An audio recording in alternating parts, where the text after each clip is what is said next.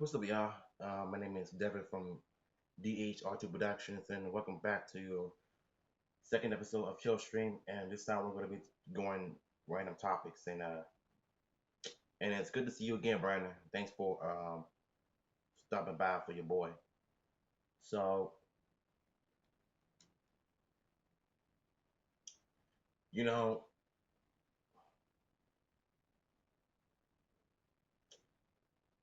yesterday, the news, Kobe Bryant's death hit me real hard because that was one of my favorite NBA players of all time. Uh,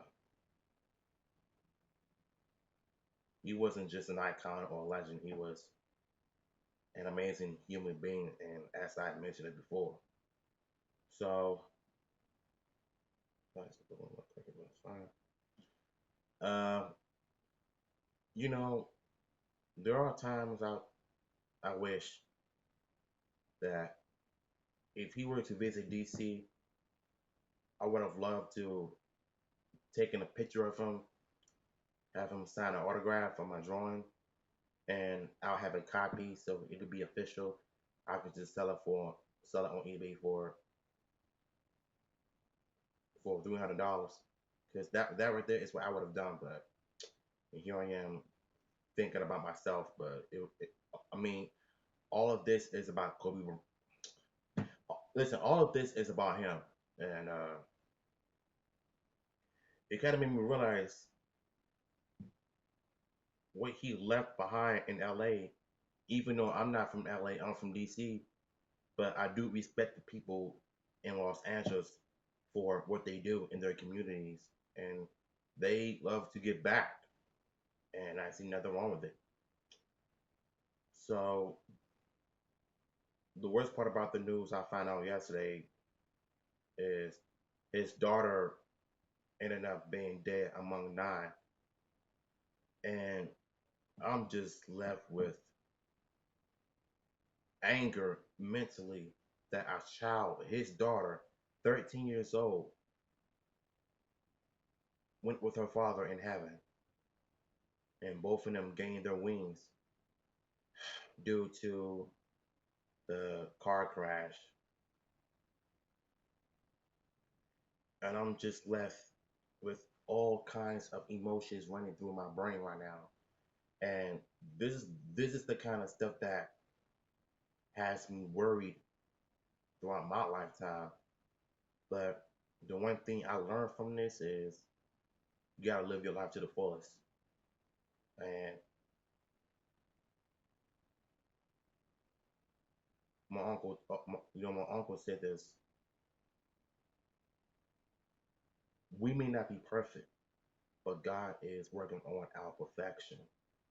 And when he said that, I'll never forget what he said, because that quote, you know, sat well with me forever, and it really got me thinking about my life and what I want to leave behind for my family when I die. Um, I want my life to be celebrated in a positive way. You know, I don't want to be somebody who has autism, and about my disability. I want to be the person who had an impact, who touched so many lives of the person I am, how worldly I am. And there's nothing wrong with being social, being worldly. Because once you're doing that, you're getting to know people in general. And God knows that sometimes in life, the people that you talk to are not really your best friends. So you gotta sometimes look out for yourself and look out on people. And the thing is, I'm nothing like that. You know what I'm saying? I'm just different. And there's nothing wrong with it. So getting back on topic,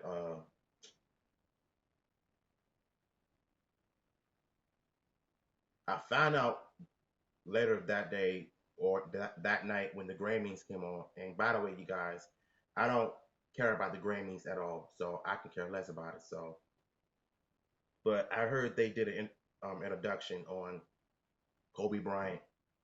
Alicia Keys opened up saying that we're all standing here lost in grief over a legend, an icon that he built.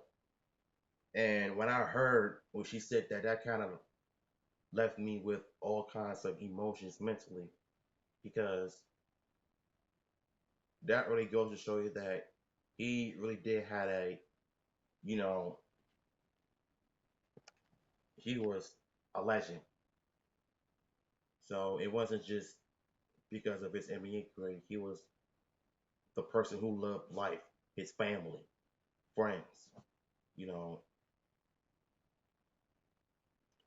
and it wasn't just Kobe Bryant and his daughter passing. It was a baseball star and his family also died in a helicopter crash along with Kobe Bryant. And here's the thing though, when you're in an NBA league, the world of NBA, you're respected by all of sports platforms, NFL, MLB, NHL, um, even the NBA itself, even the WWE, UFC, you know what I'm saying, all sports event. They all look up to Kobe Bryant because he left a huge impact in their lives.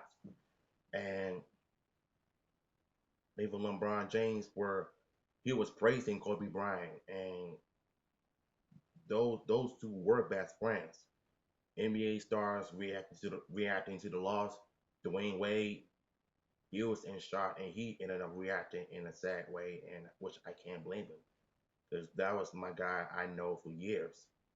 And the fact that his life got taken so soon because he was riding in a helicopter along with his daughter and a few other people were on board. But I heard that Rick Fox survived. So thank God, thank the Lord that he's alive. But I was going to go crazy if I found out that Rick Fox died too. I'm like, you gotta be kidding me. So we're already dying in 2020. We're already losing people, and it's just crazy. And so this is you know what I'm saying. Life is not a joke, y'all. This is why I need to tell y'all that I love y'all.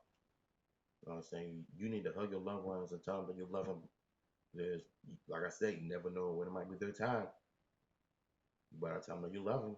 Friends, family, cousins, nephews, nieces, uncles,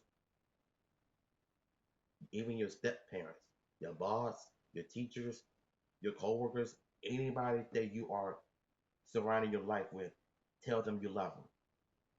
That's the only thing I can say about this though, man, because Kobe Bryant had not only left an impact in me, but he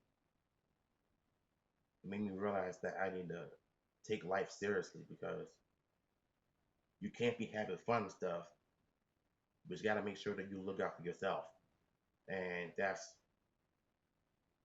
things that I learned from his death, and how much he left behind, and how much what you've learned from his life and his career. You know, so rest in peace, Kobe Bryant, and rest in peace to uh his daughter. I think we all need to pray for his wife and his daughters because they're going to be heartbroken and miserable without the two most important people in their lives. That the wife lost, she not only lost her husband, but she lost her daughter. And that's really depressing because I can't imagine what the mother must be going through because I understand. I may not be a parent, but deep down, I know how I feel. So my condolences go out to her and the rest of the family. So here's what I also noticed. I was on Facebook, right? And I've seen this news anchor on the news. She exposed herself by using the N word out, and she said niggers. And some people said that, she was slipping out. She stuttered the word out. But what you don't realize when you say the word nigger with the R at the end, it not only causes a huge issue, but you're gonna get huge backlash, especially if you're in LA right now. Because the last thing you want to do is use the N word on live TV, and people are going to be ending you alive on social media. So that's the thing that you need to watch out for. And she got fired for that too. The next day. That's what you get for not only using the N word, but trying to come up with excuses for it. There's no excuse for it. One strike, you're out. So then I got some white people defending her, saying that you're blowing this out of proportion. No, we're not. Once you say the word nigger with the R at the end, you're not only going to be in trouble, but you're going to end up losing your career over it. And that's what happened to her. Karma came right back on her. It blew up right in her face. This is why we need to be careful for what we say. Because if something happens, that's on you. You the one chose to make that decision. So for her case, she took the biggest L. And that's why she's out. That's why she got fired in LA. Because she knew better than that. If you're trying to study your words out, why did you even say it in the first place? So don't ever make excuses for your behavior. Own up to it, grow from it, and continue to progress. And if you want to make excuses for it, there's the door. You're out of here. So yeah, the news anchor that said that on TV, she got fired, and she got for what's coming to her. So jumping on to other topics that just happened last Sunday, and that's the Royal Rumble. I heard that the women's Royal Rumble was garbage, and I can give two craps about it because I don't care about the WWE anymore. I don't care about the women's division. I don't care to see the results because they're all garbage. Let's just face it, the women's division on WWE is just terrible. Like, nobody is caring to watch because it's boring. Not even Bailey Hill's character can save up for what happened. Yeah, it was a cool moment for her to turn heel finally. That was last year, but what about today? I mean, nothing that they can do can ever have us satisfied. You know what I'm saying? And that's why the women's division is not even that great. So I don't care where everybody can come at me with it, but it's I stated my opinion. I mean, you know what I'm saying? The women's division suck. I'm sorry, it's the truth. And so Charlotte Flair, she won her Royal Rumble. I don't care. So Baron Corbin and Roman Reigns, no, it was bar match. I don't care about it either.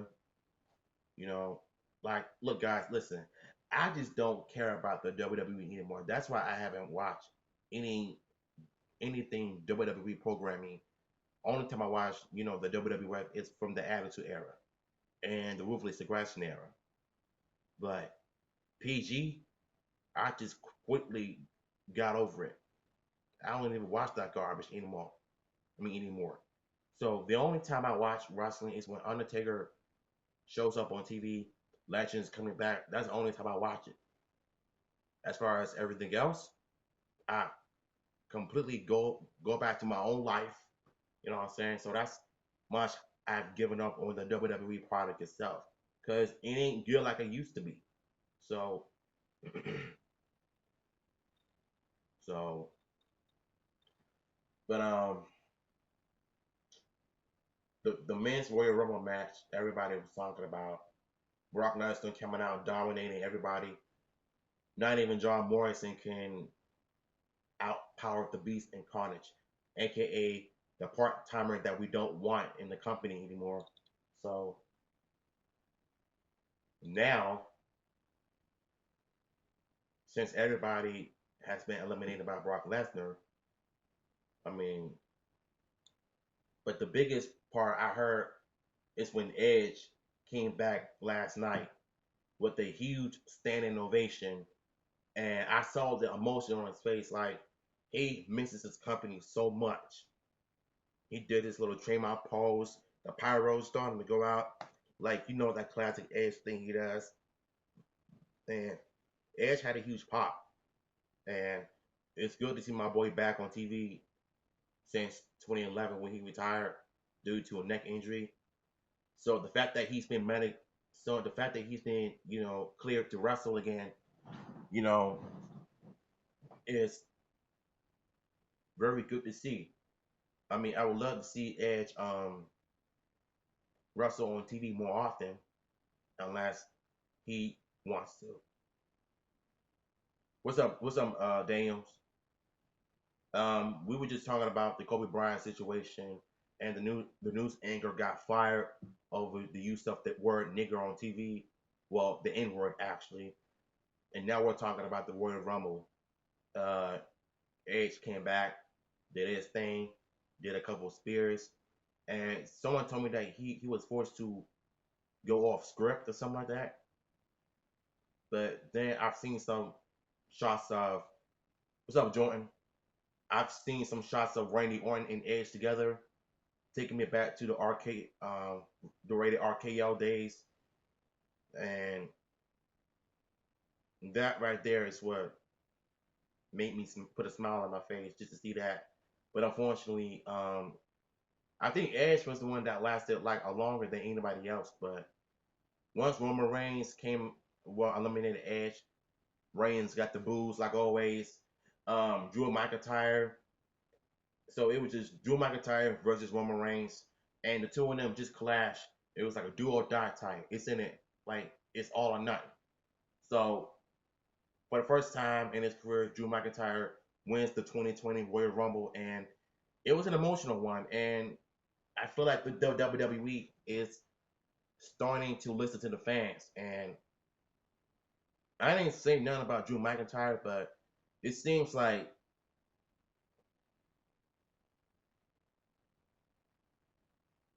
well, that is kind of true, but when you think about it, it's basically the only way to get people interested. You can't even do that to the current product because it's trash anyway. So really, it's all Vince McMahon's fault that he's not really working with the current roster. And if you were to change it to TV 14, I would bet you people would be watching wrestling again. But too bad it's not going to happen.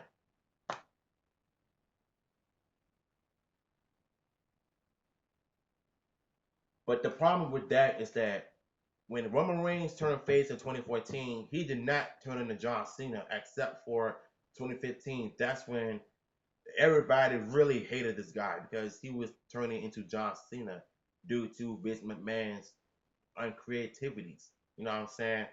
And once he, I mean, I remember 2 years ago when Roman Reigns announced that he was battling cancer. Uh, you know what I'm saying? And then once he came back to do a remission, he got a huge pop. So he was like a likable wrestler again. But you know, the thing about it is that you know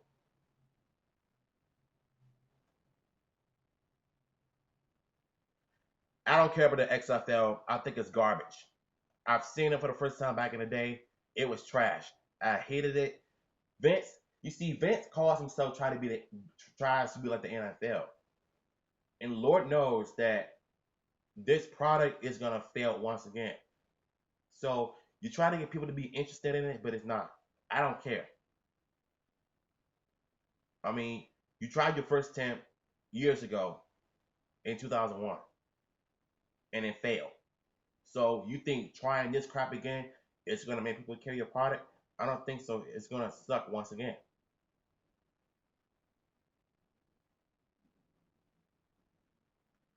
Well, if somebody from the NXT won a Royal Rumble, they would probably have to challenge Brock Lesnar for the championship of WrestleMania.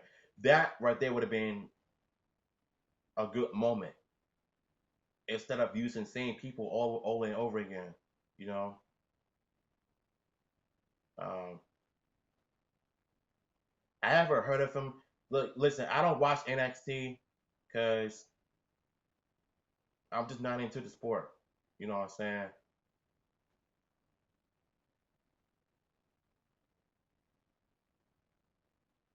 Well, unfortunately, they're gonna be like WCW if Vince don't stop with this crap. You know what I'm saying?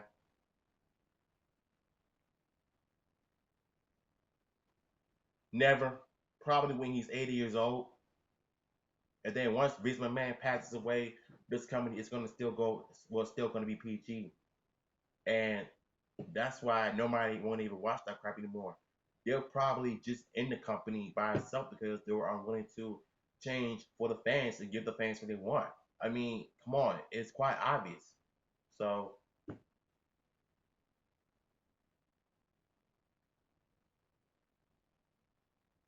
I think it will because, like I said, I didn't care about the XFL. I think it's stupid. They're trying to be like the NFL, and personally, I would watch the NFL over anything Vince McMahon touches. That's just the honest truth. So I'd rather watch the real sports than the crap that Vince McMahon is doing. Like, what does Vince McMahon know about football exactly? I mean,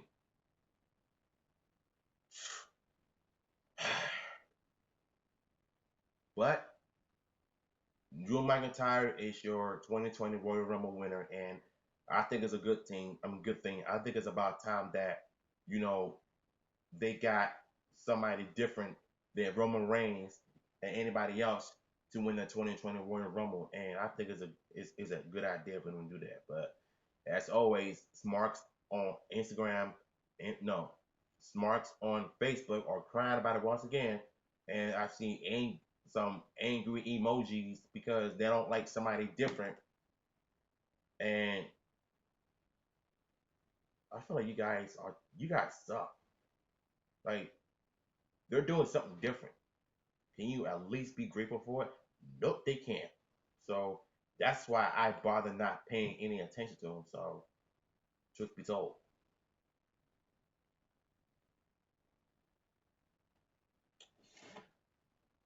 so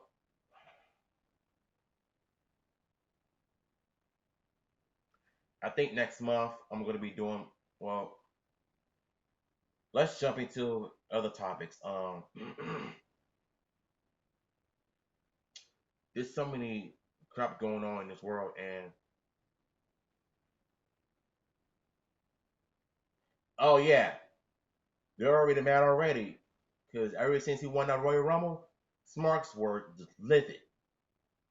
They cry about everything. I had to tone us Mark out on Facebook. Like, shut up, Mark. Like, stop crying. Get over it. He won the Royal Rumble over. Stop your crocodile tears. Stop crying all that crap. Grow up. That's what I said. So there's this guy on YouTube named I am J Station, and I was watching this video of a YouTuber talking about him, and I've seen the video clips of himself, and I couldn't help but to be disgusted. This dude just really went complete 180, and he just faked his girlfriend's death, claiming that she got killed by a drunk driver. And I really don't think it's funny to joke about somebody's to you know lie about somebody's death like that, and then you're gonna fake cry afterwards. And I've seen the way he was acting. Like this dude's got to be the biggest scumbag on YouTube right now, and I don't see how people are still supporting this idiot. Like I don't support people who fake. Like that's how they do. Smarks win all the time, but they don't win. They continue to take L's because that's what they do. They take more L's than creating one. Same goes for Nick Cannon and them. So let me tell you something though. Speaking of Lord Jamar, why is this idiot on an interview crying again about Eminem? I don't know if it's me, y'all, but I think Lord Jamar is in love with Eminem. I think he in love with the guy. You might as well get his number while you're at it and get him married to dude. Since you're talking trash about his music, you're talking trash about him in person, you must be in love with him. So therefore, you might as well be his. Well, I don't want to say it, but you guys know where I'm going with them. So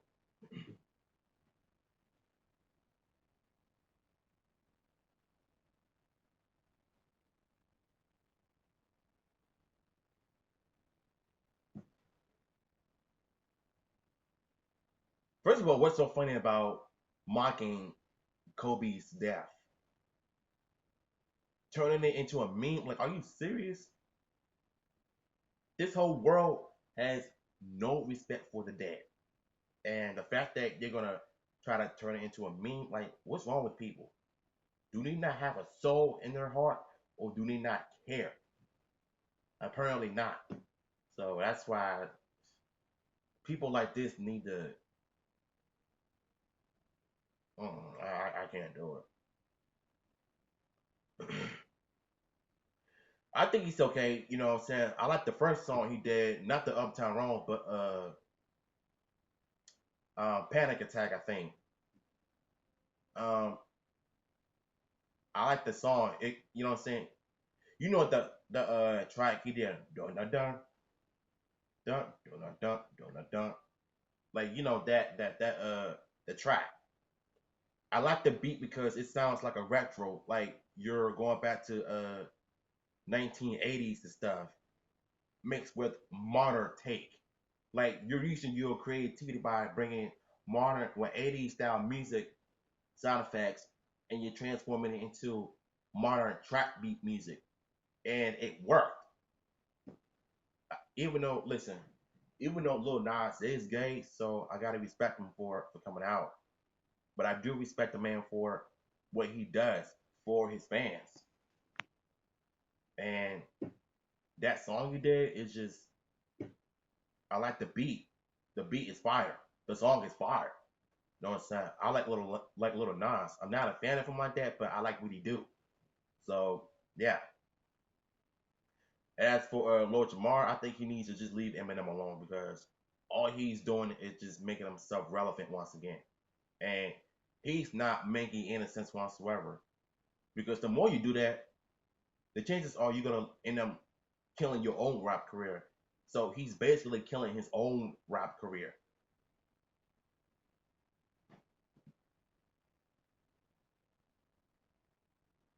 Well, yeah, they are, but I heard some people say that they're turning it into a meme. Like, why would you turn that into a meme? The guy just died yesterday. Why are you disrespecting? Man, people are just so evil, man. Like so ignorant. That's why I don't like, dealing with those type of, individuals.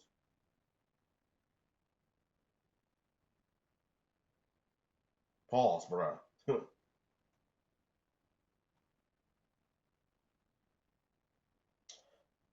Okay, that I didn't know. The baby, I like some songs he did called Should. That's a funny song. You know what I'm saying? Every time I listen to that track, the song is pretty funny to me though. It's like he's rapping thing, he's talking trash, like he's joining on you or something. And the second song he made was even funnier. So whatever song he makes is pretty funny. I just look at him as a comedian, you know what I'm saying? Like a comedian hip hop artist. You know what I'm saying? That's just the way I see it. In my eyes, in my opinion though. But Eminem, uh, you know what I'm saying? Eminem is a legend. You know, I love his music, some of his music, but he's a legend. Like you can't take that away from him.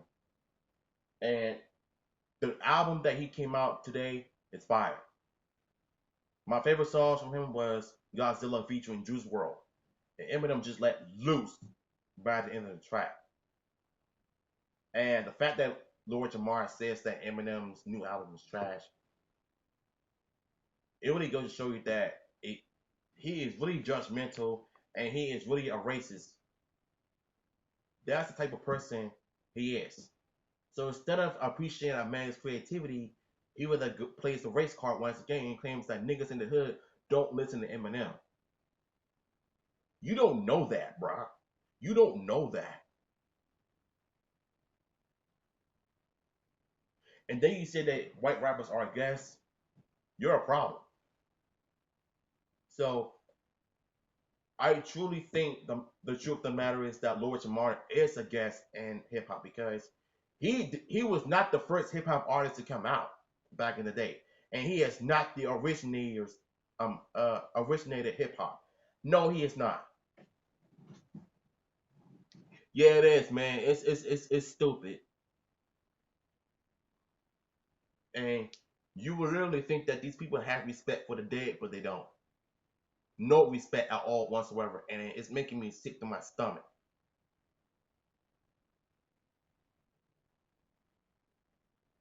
Or it could be some people just don't have God in their lives and stuff. And this whole world is filled with non-Christian people in general. So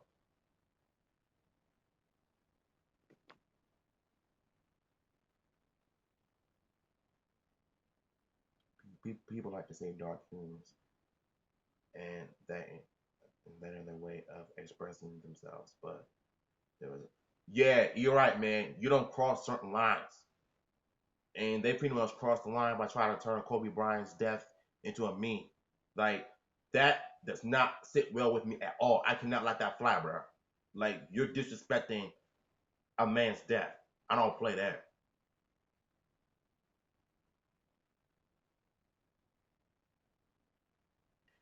Yeah, that's true.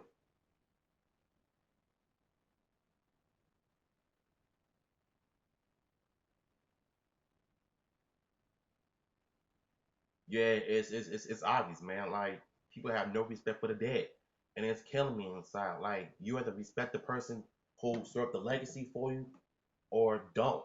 So apparently, some people just don't respect people in general. That's what makes me upset most because people just don't get it.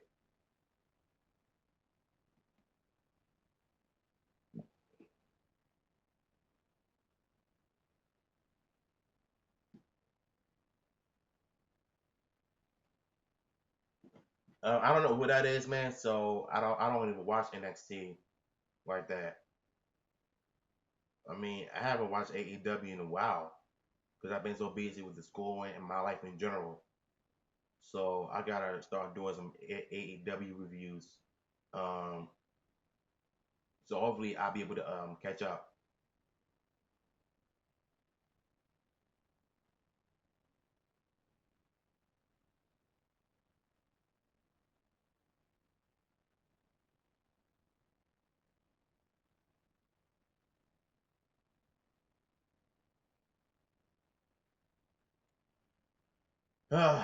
um, let's jump into other topic. I think I had enough talking about this stuff one day. Um, let's talk Power Rangers. Shall we all? I'm just gonna close this day and now people are doing this kind of stuff. I don't think they're really doing it, but I'm gonna find out about the information on this, and then I'll go ahead and give you guys a heads up on it. So yeah, so all right, y'all. Let's jump into another topic, a different topic this time. So let's talk Power Rangers Beast Morpher season two. So we all know that Power Rangers Beast Morpher season two will premiere on February 22nd before my birthday, and I'm looking forward to it.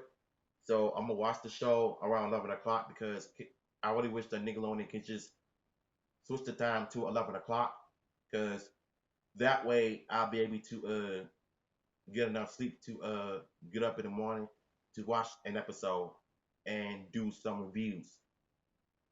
And once I be able to do that, my power just sure trying to put stuff on a bad guy. Like,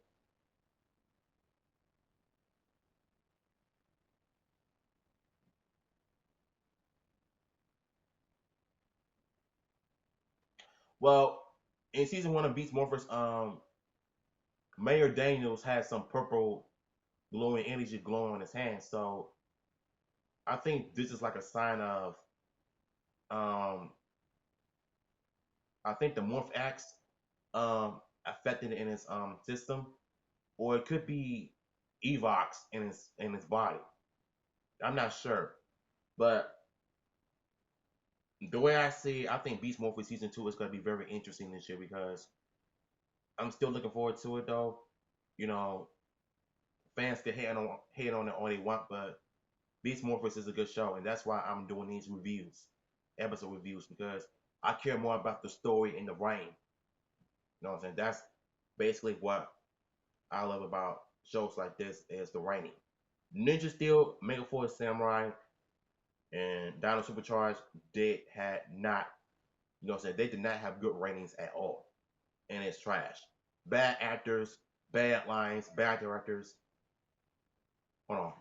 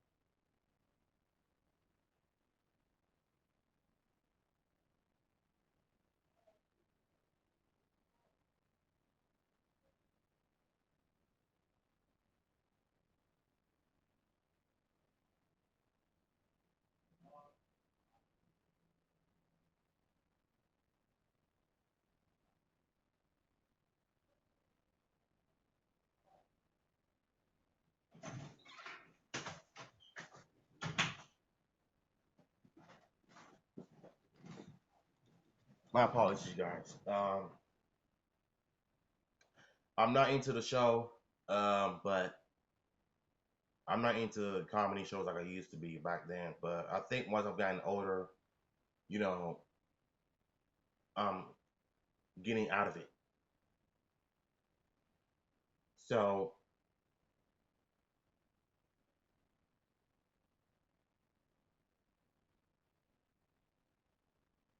but I'm still gonna be doing some episode reviews on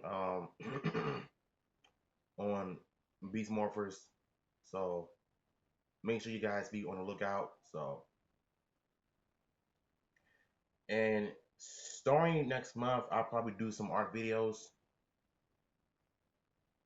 No, you're not. I mean, you don't feel old. You're just young, like you're a teenager. So when you're young, your mind is still developing. So once you turn 18, that's when you feel like you're an adult. So 16 is not old. You're young. So don't ever say that you feel old because you're young, because you're 16. So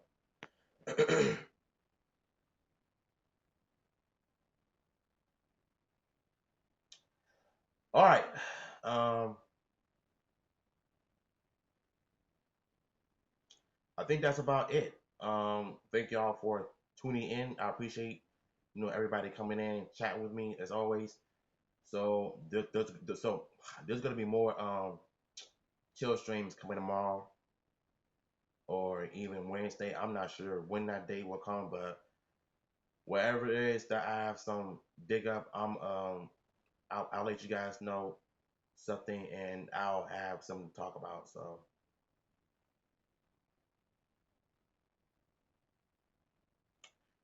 yeah, that's true.